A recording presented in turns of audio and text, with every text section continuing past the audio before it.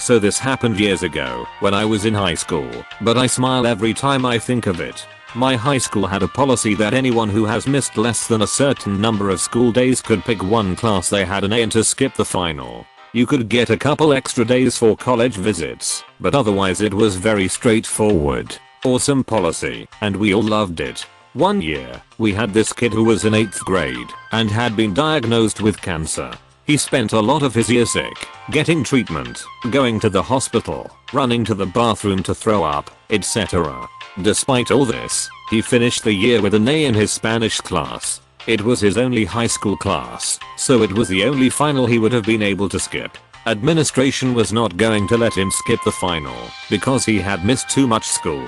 He and his parents asked them to make an exception, given the situation, but administration wouldn't budge. His teacher stood up for him, but was told this kid had to take the final no matter what. He had missed too many days and there would be no exception. The teacher said okay, but told her class not to study for, worry about, or exempt her final. Then, the first day all her students showed up for the final, she told them to take out a piece of paper and number it 1, 2, 3, leaving one line in between each number. She then asked 3 questions along the lines of, what is your name? How do you say yes in Spanish? And how do you say hello in Spanish? Then she collected the final. Everyone got in 100 that year, and she became a legend. The kid has been cancer free for over 5 years now. I just remembered this one from a few years back. I work nights at a hotel. Back then, the manager would place ads with coupons advertising rooms at a discount. In general, these coupons were a real putter. They clearly said not valid on weekends or holidays, and had expiration dates. I would regularly have to argue with guests, because they were trying to use them in violation of the terms. Anyway, one day, this guy comes in and slaps a magazine with one of our coupons down on the desk and stares me down. I sigh internally and look at the coupon. It's a couple of months out of date. Me, R8 for the nighters. Tim, I know the rate. It says it right here. He jabs his finger into the magazine, just about punching a hole in our marble counter. Tim, now you're going to honor this coupon or I'm going to call my friend who owns the company. I really want to tell him to go ahead, because if he really knew the owner, he'd know that the company is a franchise and each hotel is privately owned. Instead, what I say is, me, absolutely sir. You see, what I was going to tell him before he cut me off was that his coupon was out of date and from the height of tourist season. Since the season was over and we'd already gotten snow, our regular nightly rate was almost half of what his coupon said. Since he was insistent that I honor it, I saw no reason not to charge him almost double what everyone else was paying. Back in 2014, I was a support analyst for a company that made and hosted medical screening applications and healthcare registries. One of the registries was for medical implants and covered England, Wales, and Northern Ireland. It was the largest of its kind in the world, and as such we received data requests from organizations and government agencies from all over the world. One of my pet peeves was people mentioning the Freedom of Information Act, FOIA, repeatedly, as if we'd never heard of it. They'd put it in the subject line, on any attachments, and a few times in the email. You didn't actually need to quote the FOIA, just ask the damn question, and we'll process it for you. Annoying, but nothing major. Then one day I got an email that set my inner bastard off. The email was from some lawyer in Edinburgh, and he'd done the same thing, but with a slight difference. He'd quoted, repeatedly, the Freedom of Information, Scotland, Act. It was mentioned at least 6 or 7 times in the email, plus the subject line, comprising about 40% of the total text, or so it seemed. The whole email was rather blunt, demanding, a touch patronizing, and then ended with a threat of legal action if we didn't comply. Completely unnecessary, and I just couldn't let it go. I did some research to check my understanding and confirmed my suspicions. He very specifically and repeatedly quoted the FOIA, and he is a lawyer, so he should know the law, right? I sent him an email acknowledging receipt, then did nothing for 28 days. On day 28, I sent another email advising that the of England, Wales, and Northern Ireland does not operate in Scotland, and therefore we don't retain or process any data that falls under the FOIA. I ended it by saying, if he'd like to resubmit his request under the FOIA, we'd be happy to process it within the 28-day limit. Update. To add a little context, all of the data/statistics we provided was adjusted for the surgeon/hospital because even the best implant can fail if the surgeon does a bad job.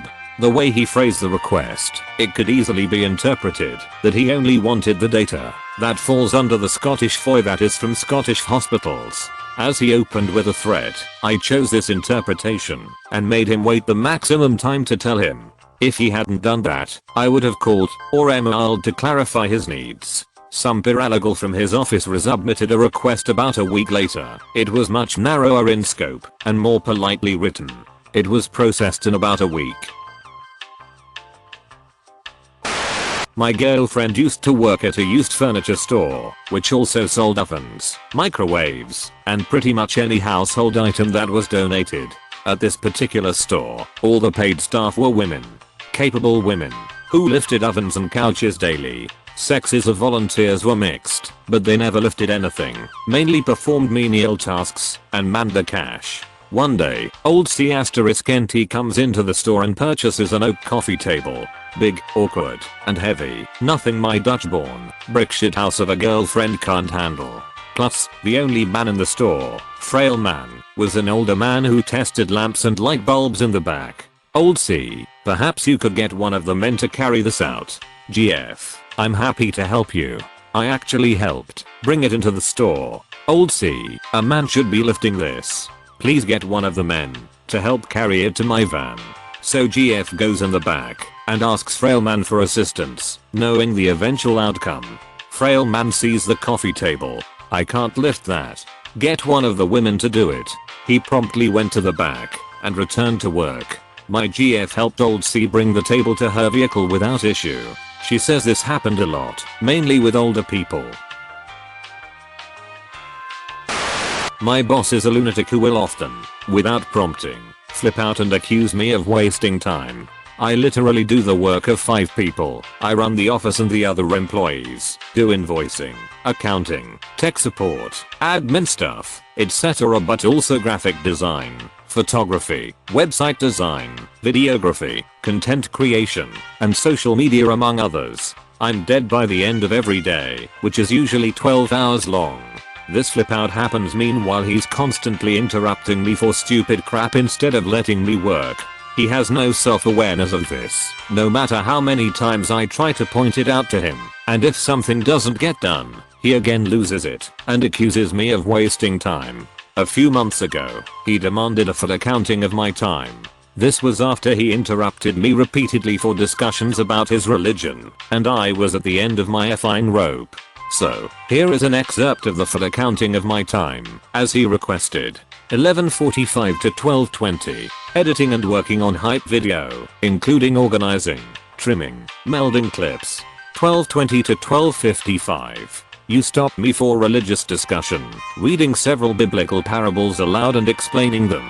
1 o'clock to 1:22.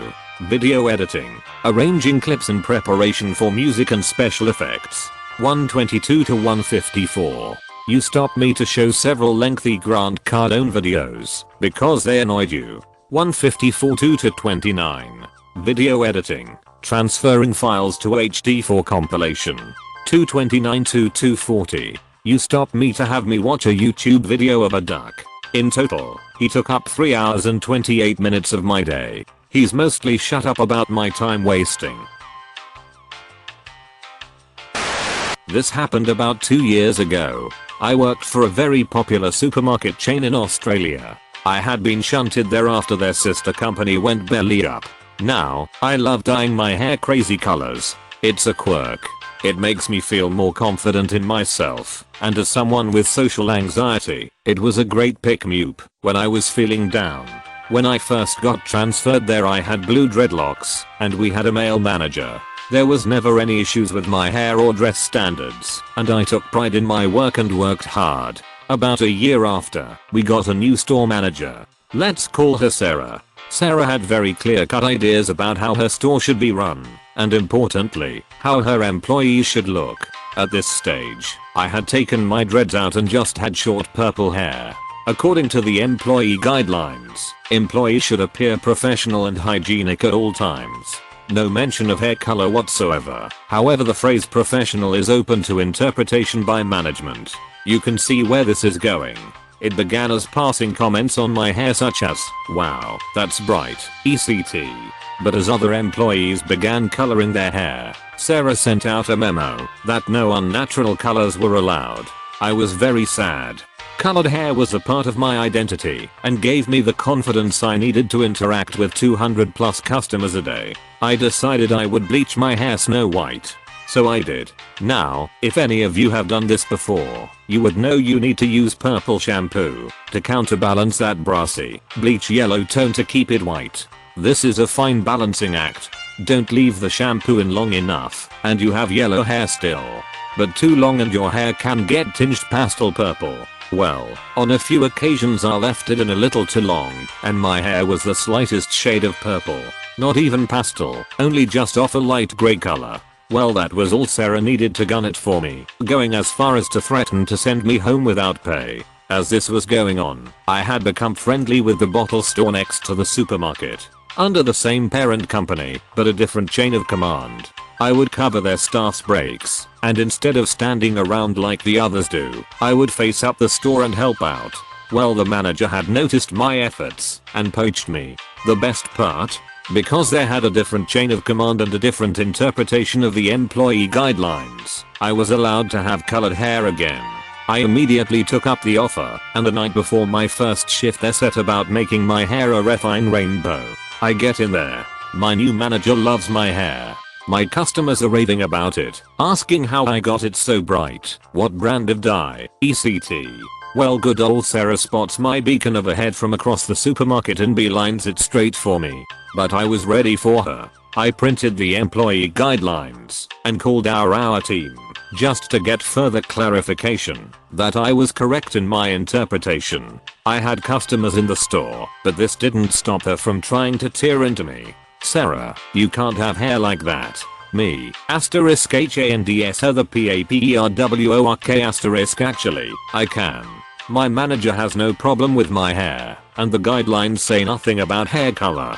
"Sarah, you are going to make my employees think that is acceptable." Me, when your employees mention my hair, I tell them straight out that it is not allowed in your store. "Sarah, this isn't the last of it. I'm going 2 hours about this." My new manager later told me that Sarah had gone over her head to try to have me relocated to another store and went to her area manager and complained to him about me. She was told in no uncertain terms that my hair color is not against the rules, that she is out of line to even reprimand me in the first place, and that if she does not cease her harassment she would have to take a permanent vacation. Epilogue. Over the next year I would change my hair to some other crazy color combination at least weekly. I loved the look on her face every time I walked past. My mental health has gotten so much better since leaving that toxic work environment. I feel bad for my ex-coworkers who still live under her tyranny though. I caught up with a friend I used to work with recently and was reminded of this story and thought it fit here. A couple of years ago I worked at the big blue and yellow superstore as a member of the remodeling crew. Our team consisted of about 30 workers from 4 different stores in the area. Our job was basically to move all the product and shelving around and putting up signage, while also directing confused, frustrated customers to the new location of a product. About a fourth of the employees on this team were Hispanic and spoke either very little or no English. I was, and still am, a Spanish minor, so I liked hanging out with them because they really helped me with my Spanish speaking skills. This is relevant later. So one day, as I'm moving some cosmetics to their new home, I overhear a man say he hates this remodel because all the products are moved. We heard this basically 5 times a day every day, and he doesn't know where the drill bits for a dual drill are. Luckily, I was moving hardware product last week and knew exactly where the drill bits he wanted were. Our conversation went like this. Me, "Hello sir, I can help you find the drill bits. I just put them away last week." Rude guy, "I'm looking for a specific set of drill bits." Me, "I know what section they are all in, and I'm sure I can help you find the ones you are looking for." Rude guy. Well, I was actually going to ask a male employee. They know more about this stuff. Plus I see you're busy putting Macleod away. Me. Really sir? I'm not busy. Let me show you. Rude guy. No. I want a male employee. You won't know what you're talking about.